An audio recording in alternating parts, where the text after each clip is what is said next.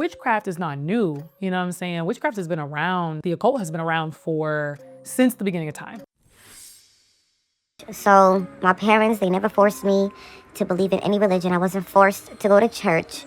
I was able to take my own path, use my own mind. I always was into like paranormal activity. I used to try to call in spirits when I was younger. Like I was just into all the crazy stuff. And after plenty of research, I found that witchcraft is my path. It's a place in the French Quarters. It's an area in the French Quarters. People don't know that you don't go in. We talk about principalities that rule certain areas. They really do. It's witches and warlocks. Come to my altar and I pray to my ancestors and I actually take my time to cry out. Not only do I get responses, I get physical manifestations and answers. That transformed into, I have to get up and take a shower because there is a part of me that is holy, and that holy part deserves to be taken care of. Actually, magic and ritualistic practice that helped me get to my therapist's office in the first place. Who told us you got to be a witch to be black? You are not more black by engaging in witchcraft that is still propagating a white supremacist lie that black people in Africa didn't know Jesus. I am angry that the powers that be in social media and in culture and in music. I'm noticing a theme in a lot of the movies that are coming out right now. Witches!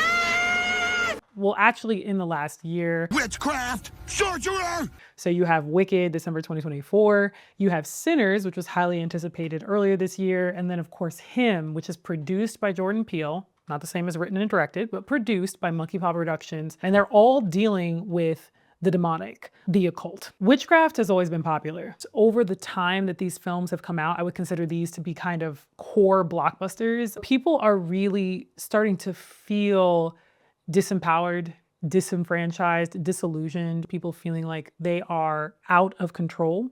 They don't have the power to rise above their station because of capitalism, because of the political powers that be. There is so much happening on a macro scale. Our films start to pick up on those themes and start to say, okay, how can we feed the populace what they're really wanting, which is control. The ability to get over or get above these things that are holding us down, that are oppressing us. And this idea of disenfranchisement in the world, kind of mirroring in film and art and creativity, there's a lot of allegories that really strike people when they're feeling disempowered. One thorough line that runs through the history and the present of magical practice is that magic is a practice for the oppressed. It's a practice of people who have been rejected, cast off, or marginalized by society. Pattern that I'm seeing with Black characters and occult themes, Black people are very much feeling the pressure and in the hot seat in a way that harkens back to civil rights. We are under an administration that has shown us that they do not care about people. And when that happens, we often resort to seeking power by any means we can find it. So ignored pain turns into resistance, which turns into anger, which can turn into vengeance. And that means that even if something is destructive, if it offers us some sort of power, then we're going to take it by any means necessary. He said it! He said it! Which to you might not sound too bad, like that might sound like a reasonable reaction to what's going on.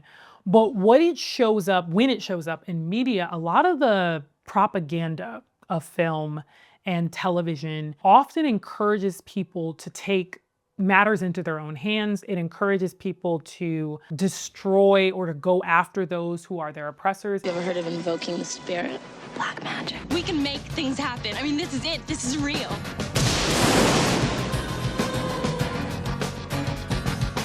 And I'm not saying that that's wrong, that films and media kind of show the hero's arc in a way of vengeance or revenge. But I think what it actually does is quite the opposite. Like it's almost counterintuitive, because when you have anger, when you have resentment, when you live your life from that place, it destroys you. It destroys you. And it shows up a lot of times. Unresolved pain and trauma of our condition can show up in how we have relationships, how we treat people. So am I going to talk about Sinners? Yes. Okay. Did I see Sinners? Yes. Should I have seen Sinners? You're going to have to wait to find out. I think that right now we're seeing films like Him and Sinners and Witches. It's called Wicked. Same difference. We're seeing films that are speaking to a desire on the inside of us to rise up and take what's ours. You're a fool, Marie Laveau. You would have done no different if you were queen.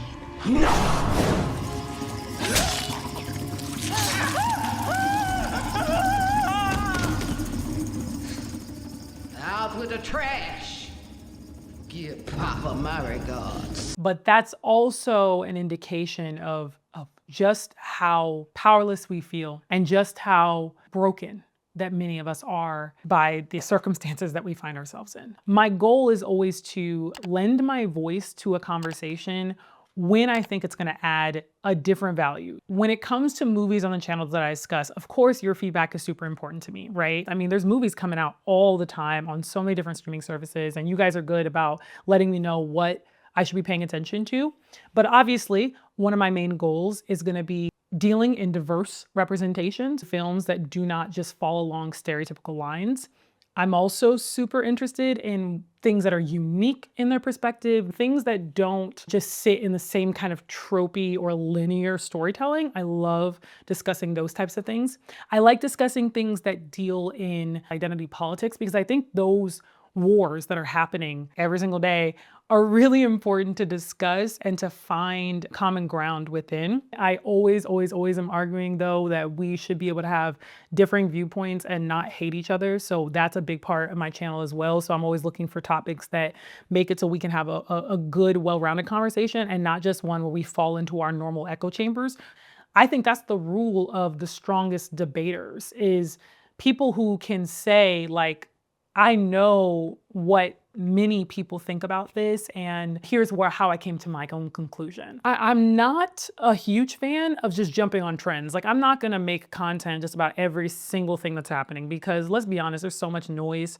Y'all don't need any more noise from me. So I really try to like go on things that I feel passionate about or things that have pricked a nerve with the culture. And so again, it kind of brings me back to like, well, I even talked about Wicked. As a musical theater girly, I was really surprised, I guess, by how many people were just going gaga over this. And especially like seeing how it kind of captivated the imagination. It reminds me of like Harry Potter. When Harry Potter came out back in the late 90s, early 2000s, everybody, and I mean everybody was reading those books. And my mama didn't play that because she was like, what is it about? Wizards, witches? Absolutely not. You will not be reading that. So I actually never got a chance to like jump on the Harry Potter craze. But because I didn't get like initiated and indoctrinated into the fantasy kind of world at that time, I missed that whole wave, but I never felt like I needed to grab hold to it. So really any popular fandom, I probably don't know much about. Like Game of Thrones, I didn't see it. Scandal, I think I got through the first season and I was like, that's enough of the president's side chick for me. But the fact that witches like got everybody in a chokehold, witchcraft is not new, you know what I'm saying? Witchcraft has been around, the occult has been around since the beginning of time. This too is an ancient art of worshiping, not to God the Father, Son, and Holy Ghost, but to spirits and deities that span the oceans and date back to pre-slavery days in Africa. Are you in fact witches? Whatever the situation calls for. So if you come to me with pleasantries, you being respectful, you'll get Glinda, the good witch of the suburbs. But if you come at me with negativity and meanness and disrespect, then you'll get Eveline. Your worst nightmare. There's always going to be something at the core of my study and like what I'm looking into that asks why. Like, what is it about that thing that has got, us so tight? And I think it's this idea of power, this idea of taking back what was stolen from us, having ability beyond just human ability. They would talk to me all night about things. They would tell me things that's getting ready to happen, things that are going to happen. They would show me dead bodies and dead things just all night, just tormented. And this is what, if ever people can get something out of it, demons are real. I had preachers around me that didn't even know. They thought it was a gift of God, but they are real.